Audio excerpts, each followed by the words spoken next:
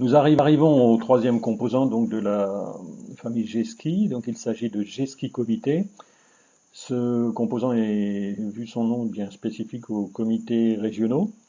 Il apporte aux deux autres composants les fonctionnalités suivantes, tout ce qui est chargement de club et les informations de dirigeants de club, chargement des officiels, de leur titre et de leur durée de validité, idem pour les cadres fédéraux.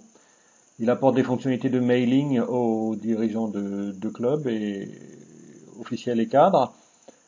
Il apporte également les fonctions de gestion des droits d'accès par les clubs et la gestion du fichier coureur club et les inscriptions aux compétitions.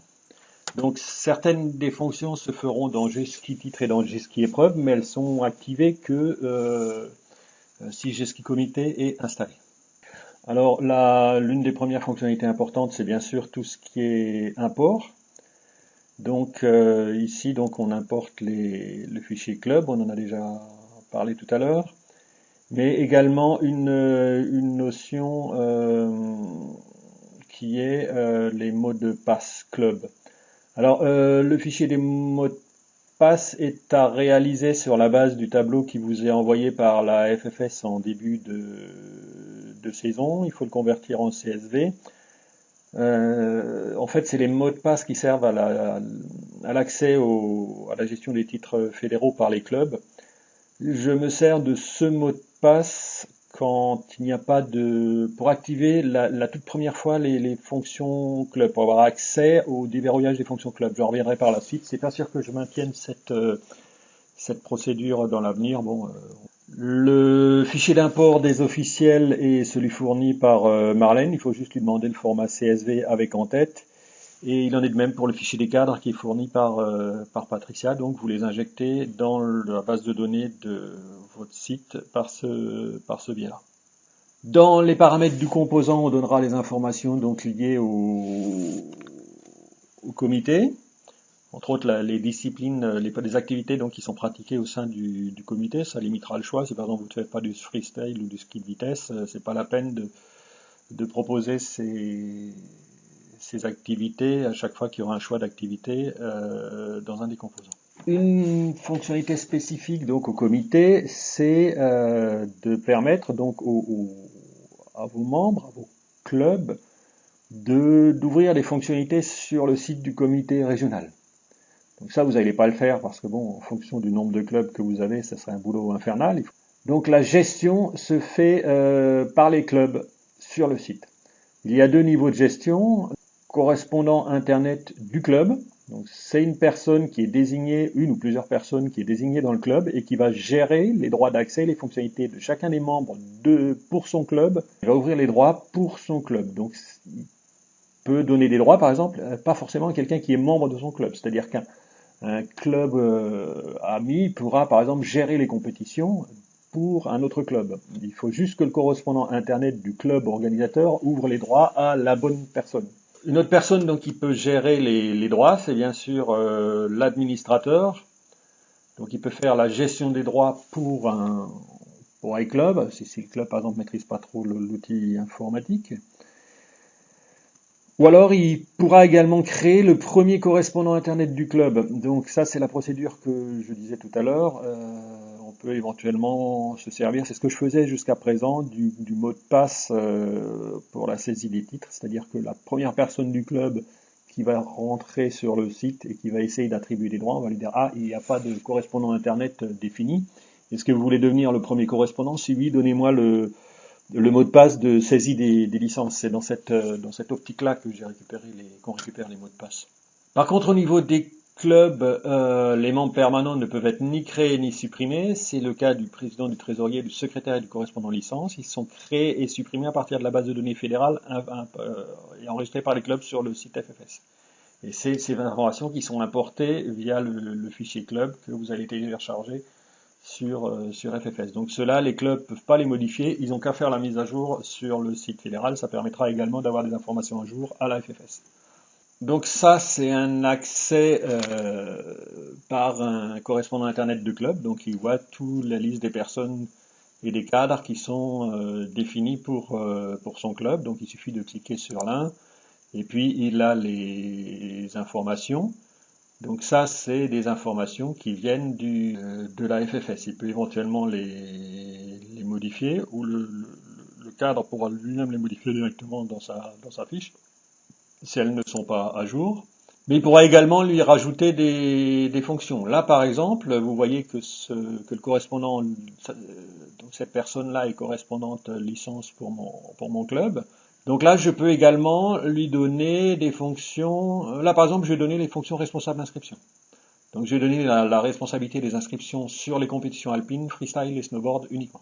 La liaison est entre les informations saisies par le correspondant Internet pour ces fonctions et le membre effectivement inscrit sur le site. Donc, s'il est déjà inscrit sur le site, est faite par correspondance du numéro de licence ou de l'adresse mail. Quand on va dire, par exemple, une personne va faire les inscriptions Internet dans cette page-là, donc on va donner ici l'adresse mail et ou le numéro de licence. Et donc, si l'adresse mail, si on trouve quelqu'un d'inscrit sur le site avec cette adresse mail, ce nom et ce prénom, on va dire, ben voilà, c'est cette personne-là. Et à partir de ce moment-là, vous avez ici la notion, vous voyez, le président de club, il n'est pas inscrit sur le site, donc on l'a pas trouvé, hein, il est inconnu. Cette personne gestionnaire d'épreuves, on l'a trouvé sur le site puisqu'on a trouvé son pseudo d'inscription sur le site. Donc la jonction entre les droits qui seront définis par le correspondant Internet ici et l'attribution de ces droits réels avec la personne inscrite sur le site est faite automatiquement à partir du moment où il y a correspondance numéro de licence, nom, prénom ou email, nom, prénom. Donc ça c'est important parce qu'il faut que effectivement quand la personne s'identifie, on dise ah oui votre correspondant internet vous a donné ses droits, donc vous avez le droit de faire ça, donc je vais afficher dans le menu la possibilité de faire des inscriptions de courses ou d'accéder aux courses gérées par vous pour le club en question. Et on donne également l'accès au groupe. C'est-à-dire, si quelqu'un est défini comme correspondant Internet, il fera partie du groupe d'utilisateurs correspondant Internet sur le site. Donc, c'est par ce biais-là qu'il aura accès aux différentes fonctions. Donc, c'est là où on rejoint donc les fonctionnalités de Joomla et de gestion de droits de Joomla. D'où encore une fois la raison du choix de ce moteur de site. Génération de listes de diffusion. Donc voilà, ces noms de listes donc, sont définis dans les paramètres. Donc vous générez les listes, donc après avoir importé dans ce cas-là les clubs par exemple, vous générez la liste de mails et vous pouvez par exemple après envoyer des mails à tous les correspondants licences au niveau du comité régional. Quand vous recevez les licences par exemple, les titres et que les gens doivent venir les chercher, vous envoyez un mail au président de club et au correspondant licence, donc le club est informé.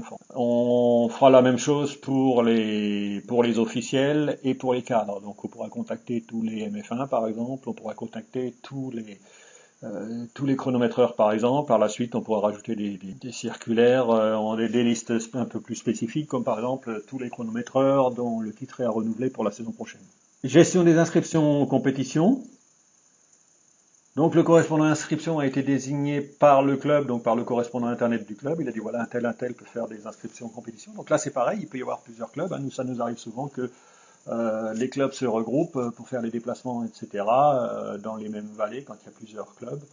Il y a un coach qui prend tous les 8 à U14 et un autre coach qui prendra tous les U16 et plus.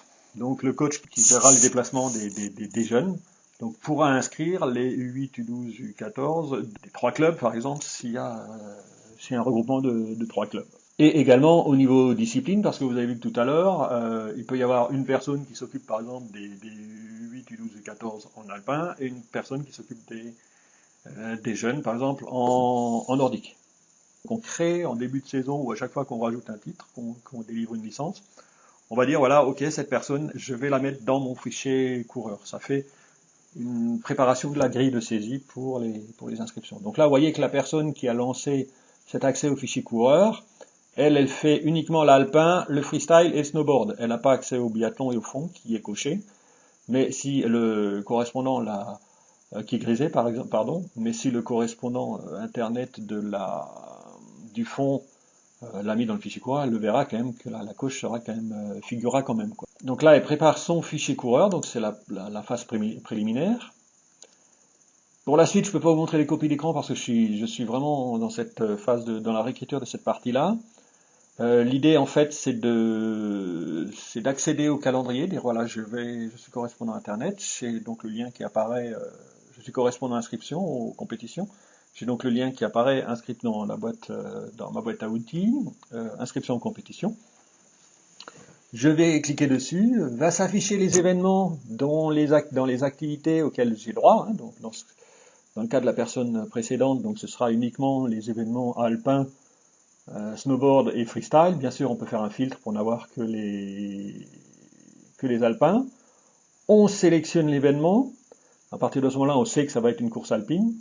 Et là, donc, on va afficher le fichier coureur pour les clubs pour lesquels je gère les inscriptions. On pourra éventuellement, bien sûr, filtrer par club pour n'avoir qu'un club particulier. Et après, il suffira de cocher, l'événement est affiché. Et on cochera donc les coureurs dont le titre correspondant au titre autorisé dans l'événement. Vous avez vu tout à l'heure qu'on peut dire dans un événement je prends que des licenciés compétiteurs ou je prends des licenciés compétiteurs et éventuellement des titres loisirs, auquel cas on rajoutera les cadres dirigeants et les titres et les licences loisirs. Et on affichera également uniquement dans le fichier coureur les coureurs de la catégorie autorisée dans les épreuves de l'événement. Le correspondant donc coche les coureurs à inscrire.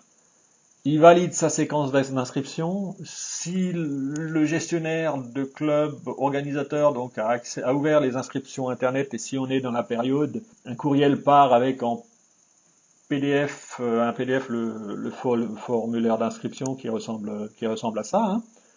On reviendra un petit peu dessus tout à l'heure. Et un fichier qui pourrait être directement importé dans FFSKI, mais que pour ce club. Voilà, donc ça c'est le mail qui reçoit à chaque fois que quelqu'un fait une inscription. Ça servira uniquement en cas de gros problèmes internet le jour du comité de course où effectivement on pourra reprendre tous ces fichiers reçus individuellement. C'est pas très pratique, mais c'est une procédure sécurisée à utiliser qu'en cas de problème. Par contre, si les inscriptions internet sont pas ouvertes ou si on est en dehors de la période d'inscription, donc avant la période d'inscription définie par le club organisateur, le projet est conservé, le demandeur éventuellement pourra récupérer le formulaire d'inscription en format PDF qu'il pourra faire parvenir à l'organisateur, c'est la formule papier. Donc le formulaire d'inscription, voilà à quoi il ressemble. Il y a des notions de circuits, donc là c'est des circuits avec des... En fait, il faut par catégorie un nombre de points maximum pour accéder à ces circuits. C'est nos critères d'accès au Grand Prix qui sont définis par la commission alpine. Donc ça c'est en alpin. Le club qui inscrit des concurrents envoie donc le mail.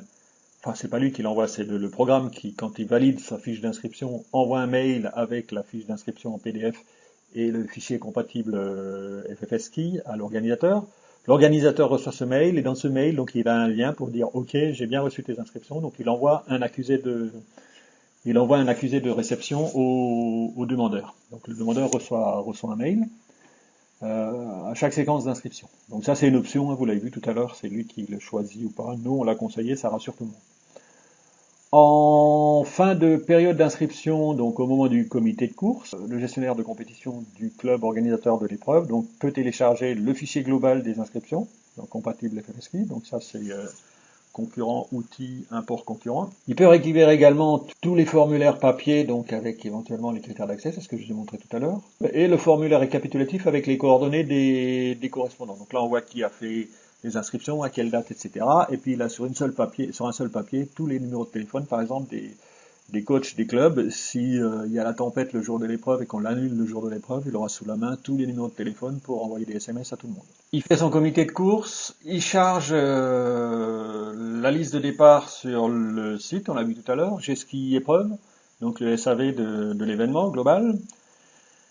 Et il peut ensuite récupérer des formulaires spécifiques à partir de sa liste de départ. Donc il prendra tous les ajouts qu'il aura éventuellement fait dans FFSKey et les modifications faites dans FFSKey. Donc il pourra récupérer par exemple les récapitulatifs des inscriptions par club pour les personnes qui distribuent les dossards, la fiche d'encaissement, etc. Il y a des états un petit peu spécifiques que l'on peut récupérer sur le site après avoir chargé les listes de départ. Et alors là, je vais venir sur le début de saison. On n'a pas évoqué le problème des éléments de base quand même. Alors en début de saison, ça se passe comment? Donc il faut créer les informations de base, la notion de saison, les catégories, etc. Donc des outils existent déjà et d'autres seront mis en place pour reprendre les informations par exemple de la saison N-1. Donc on va prendre les catégories de la saison N-1 et on rajoute plus 1 aux années d'âge. C'est quand il n'y a pas de modification de catégorie par exemple au niveau fédéral dans la grille de catégorie, pas de modification importante. Mais le plus simple et le plus rapide, s'il est possible d'attendre la sortie de FFSKey de la nouvelle saison, c'est d'utiliser un logiciel spécifique que j'ai créé et qui permet d'exporter les tables de la base de données du nouveau FFSKey ou du futur Ski FFS. Donc on fait une sauvegarde des tables de base, qui est une option qui n'existe pas dans FFSKey parce qu'elle ne présente pas d'intérêt au niveau de FFSKey. Donc ce programme s'appelle Gski Comité Base. Donc il va chercher dans votre base de données FFSKey pour la saison en cours les tables de base et l'exporter en SAV dans cet endroit-là. Et ensuite donc, dans Gski Comité, vous récupérez ce fichier dans import table de base. Il faudra après juste encore penser à changer de la saison courante dans Gski titre ou Gski comité et vérifier les quelques autres paramètres qui auraient pu changer comme la nouvelle saison, comme par exemple les coûts d'inscription en compétition, la notion de circuit, vous savez, les histoires de préfixes, etc., etc. Donc ça, c'est la démarche à faire en début de saison.